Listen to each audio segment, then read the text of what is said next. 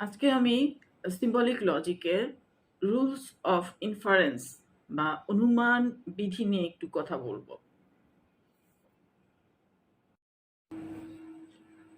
গত ক্লাসে rule of ইনফারেন্সে আমি দেখিয়েছি যে কিভাবে প্রত্যেকটা রুলস আমাদের বৈধ, এবং এই বৈধ রুলসগুলো দিয়েই আমরা কিন্তু বিভিন্ন ধরনের আর্গুমেন্ট সলভ করে থাকি।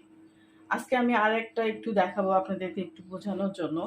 সেটা হচ্ছে আমাদের সিম্বলিক লজিক বইয়ের পেজ নাম্বার 34-এ 3 নাম্বার যে রুলসটা আছে, হাইপোথেটিক্যাল সিলোজিজম, যাকে আমরা সংক্ষেপে এইচএস বলি। সেখানে আছে পি ইমপ্লাইজ কিউ। আমরা বলতে পারি যদি বন্যা হয় তবে ফসলের ক্ষতি হবে। কিউ ইমপ্লাইজ আর, যদি ফসলের ক্ষতি হয় তবে দুর্ভিক্ষ দেখা দিবে। সুতরাং পি ইমপ্লাইজ আর, সুতরাং যদি বন্যা হয় তবে দুর্ভিক্ষ দেখা দিবে।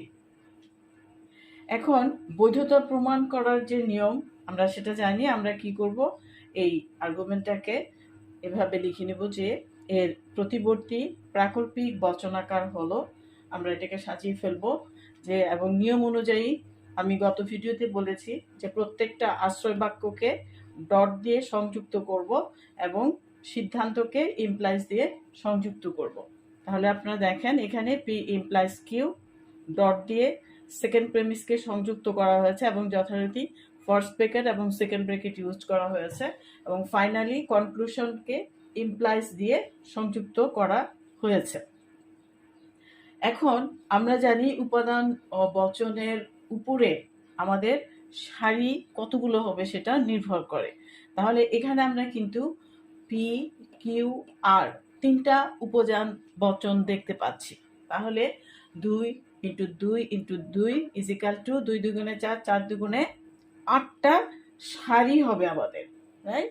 আমাদের 8টা সারি হবে এবং 1 2 3 4 5 6 7 অ্যান্ড 8, দেখেন 8টা সারি আমাদের হয়েছে।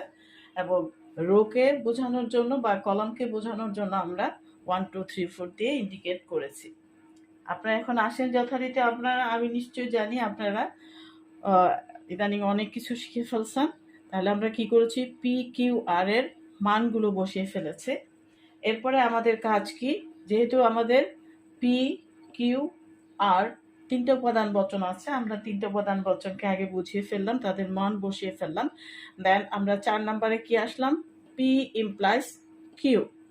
5-এ আসলাম কিউ ইমপ্লাইজ আর, এবং 6-এ আমরা কি করলাম, 6 নাম্বার কলামে এই দুটোকে একসাথে করে দিয়ে আমরা ডটের কাজ করেছি। এরপরে আমরা 7 নাম্বার কলামে পি ইমপ্লাইজ আর এর মান বসালাম, এবং ফাইনালি আমরা সিদ্ধান্ত বা চূড়ান্ত স্তম্ভ যেটাকে বলি সেটাকে আমরা নিয়ে চলে আসলাম। পুরোটা দেখেন, এই অংশ এবং ইমপ্লাইজ তার পরের অংশটা। ওকে, আমরা দেখতে পাচ্ছি পি ইমপ্লাইজ কিউ এর মান বসিয়েছি, কিউ ইমপ্লাইজ আর এর মান বসিয়েছি, এই দুটোর মান বসিয়েছি, এটার মান বসিয়েছি, এবং ফাইনালি আমরা কিন্তু দেখতে পাচ্ছি যে আমাদের সবগুলো সারিতেই কিন্তু টি। আমরা এটা জানি যে চূড়ান্ত স্তম্ভ বা ফাইনাল কলামের সবগুলো যদি টি থাকে তাহলে সেই বচনাকারটি শতসত্য হবে, এবং শতসত্য বচনাকার বা যুক্তির আকার সবসময়ই বৈধ।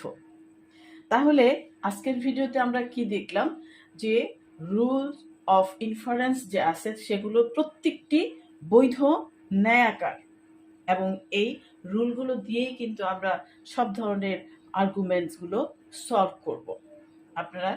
আপনাদের বোঝানোর জন্যই আমি আজকের এই ভিডিওটা করলাম। আপনারা চেষ্টা করবেন, বারবার বুঝতে চেষ্টা করবেন।